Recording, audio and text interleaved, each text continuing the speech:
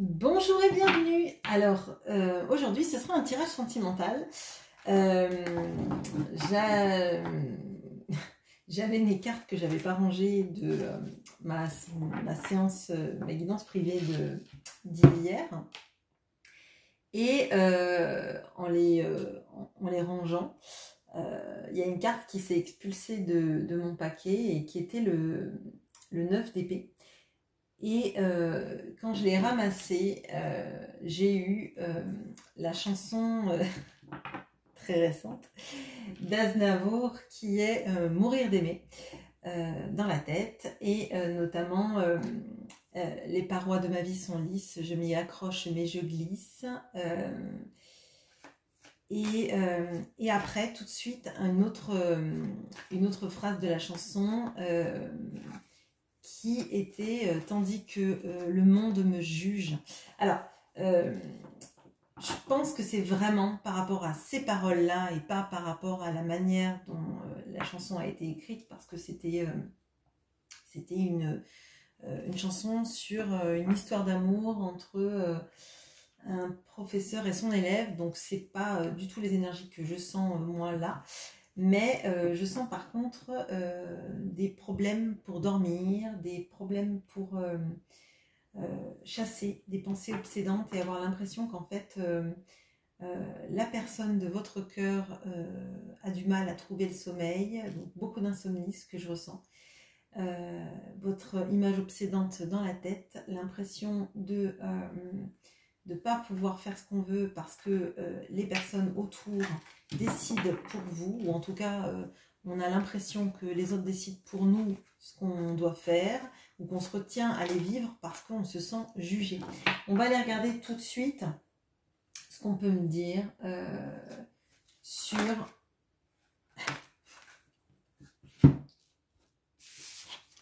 ce 9 d'épée dont je vous parle depuis tout à l'heure, qui est tombé de ce tarot-là, et qui vient de retomber. Donc là, on a une forte confirmation.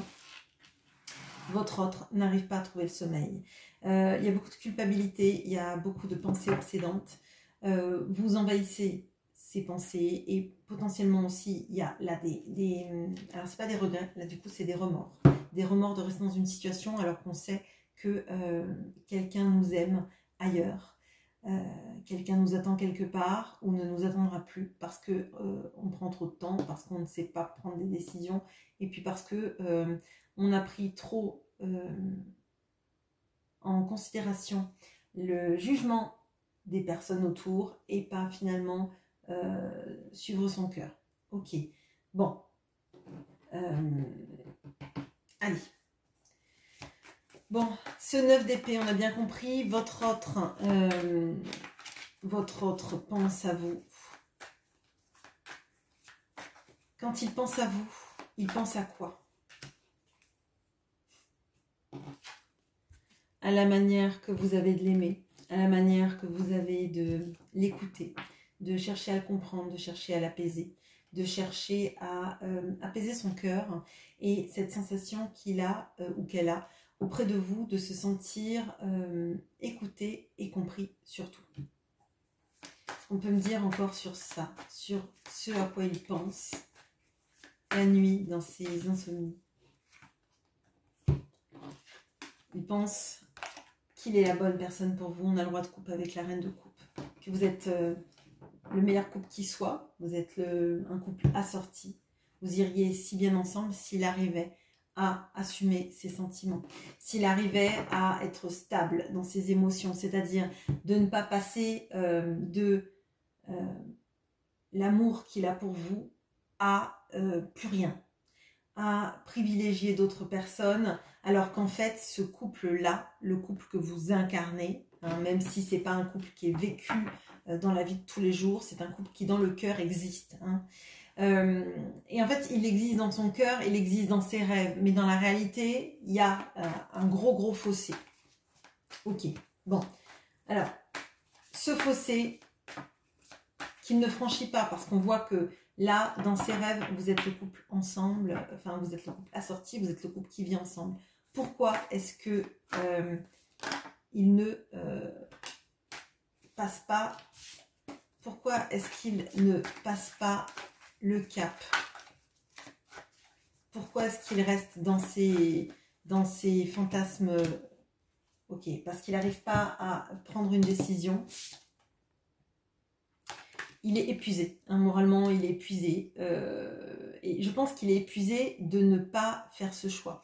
C'est un petit peu, on vit dans une vie tous les jours,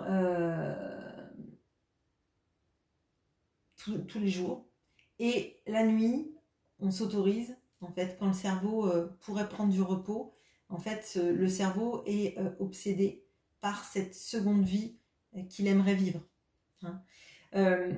Il est épuisé, il a l'impression que tout le monde est sur son dos. Là, on peut aussi avoir quelqu'un à qui on en demande trop. Mais on en demande trop dans la sursollicitation intellectuelle, je dirais, ou l'attention. On a quelqu'un qu'on laisse pas se poser. On le laisse pas en fait faire des choses qui lui plaisent. Là, on a quelqu'un de dévoué au bon vouloir des autres, hein, clairement. Et s'il pouvait prendre du temps, ça serait pour penser à vous ou vivre cette histoire avec vous. Et on voit que c'est que la nuit où il n'est pas sollicité. C'est que la nuit où personne forcément, hein, ne lui demande quoi que ce soit. Et la nuit, il pense à vous, mais du coup, il ne dort pas. Là, on a quelqu'un qui est très, très fatigué. Ok. Bon, je vais éclairer. Est-ce que je prends... Oui, je vais prendre mon Sawyers Lenormand.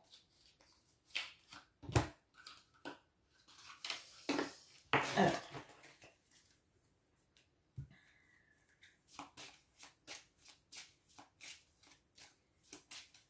On va aller chercher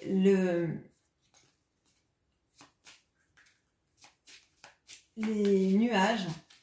Qu'est-ce qui obscurcit sa vie? Qu'est-ce qui fait qu'en fait on a l'impression qu'il a un brouillard qui l'accompagne? Vous savez, comme les petits nuages là dans les dessins animés où il y a un nuage qui suit quelqu'un tout le temps, qui suit le personnage.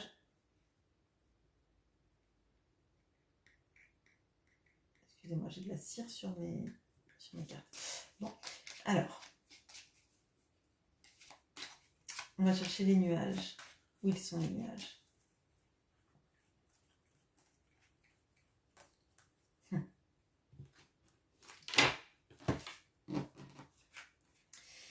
On a la tour, donc là on a les nuages et on a les chemins. Alors, bon, là on a quelqu'un qui est coupé de vous.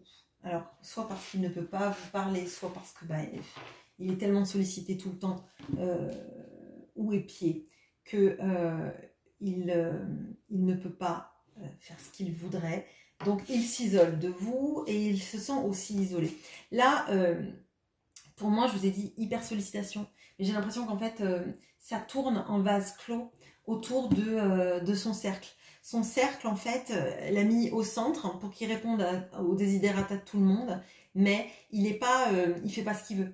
Il communique pas avec qui il veut. Il passe pas son temps avec qui il veut. Alors peut-être potentiellement, il peut passer du temps avec la famille. Si c'est quelqu'un qui a un conjoint ou une conjointe, il passe du temps dans la famille de sa conjointe ou de son conjoint, avec les enfants, avec puis encore plus là dans une période d'été, je pense que ça n'a pas été les meilleures vacances d'une vie. Vous voyez, quand on dort pas bien et que la journée on répond aux sollicitations, aux envies de tout le monde, mais pas aux siennes. Par exemple, peut-être qu'on a quelqu'un qui avait juste envie de prendre un livre, se mettre sur un transat et lire pour poser le cerveau, pour avoir son petit moment à lui ou elle. Et là, en fait, il faut aller faire des activités, il faut aller faire de l'acrobranche, il faut aller à la plage, à la montagne, faire des randos, des choses comme ça. Vous voyez, pour occuper le monde, faire des barbecues sans fin, à écouter les mêmes histoires tous les jours de la famille. Vous voyez, ce genre de choses. Alors que cette personne, elle aspire pas à ça, clairement. On sent que là, il y a des gros soucis vis-à-vis de ces non-choix. On a le 2 d'épée, on a les croisements, enfin les chemins. Et là, pour moi, c'est comme s'il se retrouvait devant un panneau et il ne savait pas s'il allait pouvoir avancer. Il ne savait pas s'il allait pouvoir faire le choix. de renoncer à tous ceux qui ont besoin de lui ou d'elle pour se privilégier. Parce que là, il y a quand même du ressort de... Alors, certes, vous êtes dans la balance, mais c'est une sorte de sacrifice. Il se sacrifie lui, alors forcément, il vous sacrifie vous par la même, mais ce qu'il voit, c'est surtout que sacrifier les gens à qui il s'est donné tellement, c'est presque normal, vous voyez. Vous êtes le dommage collatéral, j'allais dire. Bon, du coup, on va voir vous là-dedans. Alors, vous êtes la biche en robe rouge, même si vous êtes un homme. Et peut-être que le rouge vous va très bien. Mais c'est juste pour un significateur. Ça ne pose pas de... De toute façon, c'est une biche. Donc, jusqu'à preuve du contraire, nous ne sommes ni des biches ni des cerfs. Alors, vous, là-dedans, dans son cœur, qu'est-ce qui se passe vis-à-vis de vous? On l'a vu que vous formiez le couple idéal, mais... Peut-être qu'on peut avoir des idées sur comment il vous voit évoluer dans votre vie. On va voir ce que ça nous donne, la biche rouge.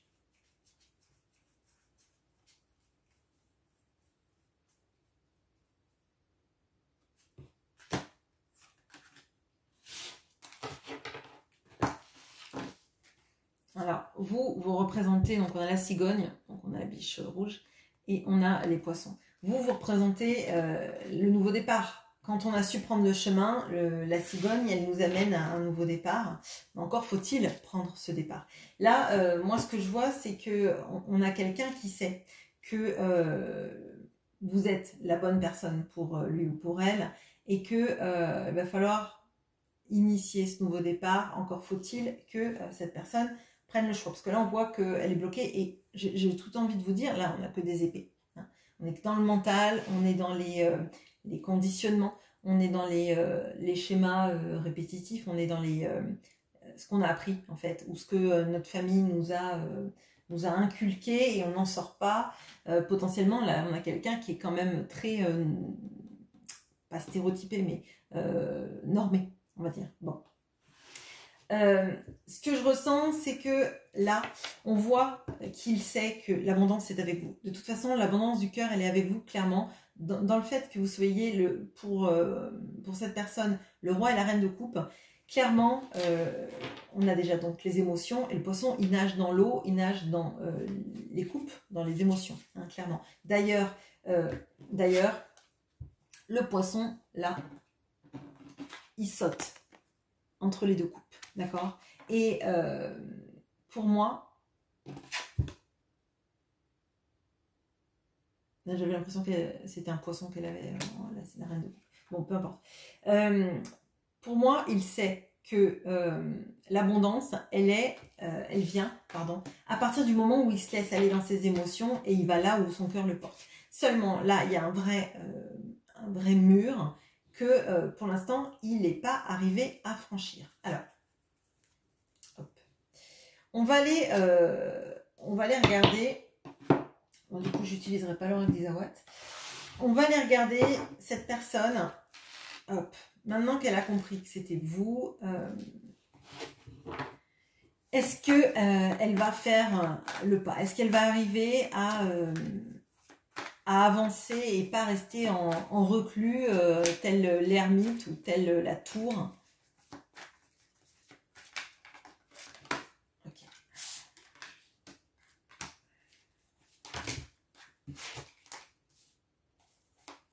Une dernière qui était tombée. Ok, bon, la tour est tombée, elle est retombée. Ok, bon, alors, c'est compliqué. On a le valet de denier. Alors là, c'est Jojo l'escargot. On a le 8 d'épée. Et on a la tour qui est en plus tombée à l'envers. C'est-à-dire que on a carrément... Normalement, c'est... donc la tour, vous voyez, c'est la foudre qui éclate et qui casse le sommet de la tour. Et d'ailleurs, bah, c'est marrant, la tour et la tour. Oui, bon, on a vraiment ça. Là, moi, ce que j'ai envie de vous dire, et en plus, c'est tombé à l'envers. Je ne les lis pas à l'envers en l'occurrence, mais là, c'est pas pour rien qu'elle est tombée à l'envers. cette personne, elle n'y arrive pas. Elle n'arrive pas à se détacher. Elle n'arrive pas à se détacher parce que conditionnée, parce qu'elle sait qu'il lui faut un temps pas possible. Déjà parce qu'elle n'a pas commencé à initier le chemin, hein, donc elle est conditionnée, elle est fatiguée, elle est épuisée, elle n'arrive pas à faire un choix. Elle sait que ce choix, il est nécessaire, néanmoins, elle n'arrive pas à considérer qu'en fait, parce que quitter ce qu'elle a toujours connu, même si ça l'épuise, même si ça la nourrit pas, même si ça lui fait pas de bien, c'est comme si elle avait alimenté une situation pendant des années, donc financièrement, humainement, elle a l'impression de devoir donner à perte. Vous voyez ce que je veux dire? Si elle part maintenant, c'est constat d'échec, c'est l'impression qu'en fait, tout ce qu'on a fait ne rime à rien. Tout ce qu'on a fait, c'est c'était des coups d'épée dans l'eau, en fait. Là, il y a un gros sentiment de gâchis, et il y a surtout l'impression qu'on n'arrivera jamais à s'en sortir. Le 8 d'épée, c'est l'auto-sabotage. C'est croire qu'en fait, on est enfermé. Parce que là, on voit, elle ne fait pas de choix, sensation d'être enfermée, de ne pas pouvoir avoir tous ses choix, mais tous ses choix, elle les a. Il faut juste qu'elle arrive à se dire, bon, ok, d'accord, et si c'est un mariage, je mets un terme à ce mariage. J'aurais fait tout ce qui est en mon pouvoir, parce que finalement, c'est ça. Hein, elle a fait tout ce qui était en son pouvoir pour que ça marche. Un mariage, un couple, peu importe. Si c'est une situation vis-à-vis des enfants, c'est lâcher du lest. C'est accepter de se dire, on refait sa vie. Ou on accepte de faire rentrer quelqu'un et que les enfants, ils auront peut-être, certes, toujours une place prépondérante, même peut-être la plus grande place, hein, c'est pas le problème, mais on a le droit de laisser rentrer quelqu'un dans sa vie. On a le droit, un week-end, de faire une sortie un des 2 jours, et puis l'autre jour, de prendre un peu de temps pour soi, pour la personne qu'on aime, pour les copains, etc., etc. Ça veut pas dire abandonner ses enfants en bas âge à la maison tout seul, c'est pas ça. C'est que à un moment donné, si on est trop centré sur le monde extérieur et pas sur le sien, déjà on voit quelqu'un qui est fatigué, quelqu'un qui tient plus, et puis quelqu'un qui va pas faire les choses avec cœur. Il va les faire parce qu'il se sent obligé de les faire, et à un moment donné, il va le faire ressentir peut-être à ses enfants, d'une manière ou d'une autre. Donc là, on voit qu'on n'a pas quelqu'un qui est proactif. On n'a pas quelqu'un qui est dans l'avancée, qui est dans l'envie de faire les choses, mais on est avec quelqu'un qui essaie de faire tenir une situation qui n'est pas viable. Hein. Non, tout va bien, il n'y a pas de problème. Vous voyez, la tour, elle est nickel. Le sommet de la tour, il est bien, sauf qu'en fait, le sommet de la tour, c'est pas le sommet de la tour, c'est la tour qu'on a voulu inverser. C'est la maison brûle, mais tant que je sens pas la fumée, tout va bien. Vous voyez? Bon. Alors, qu'est-ce qui pourrait aider cette personne à se sortir de tout ça?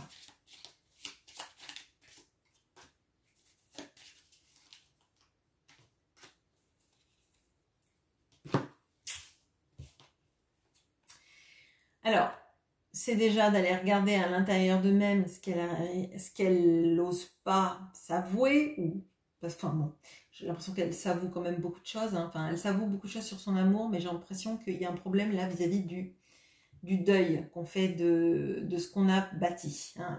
Je le ressens très fort avec la tour qui est à l'envers. Pour moi, cette personne, la chance qu'elle peut avoir, c'est de regarder en face ce qui se passe. De regarder en face qu'elle n'est pas heureuse, qu'elle est épuisée, qu'elle fait les choses plus par obligation que par plaisir.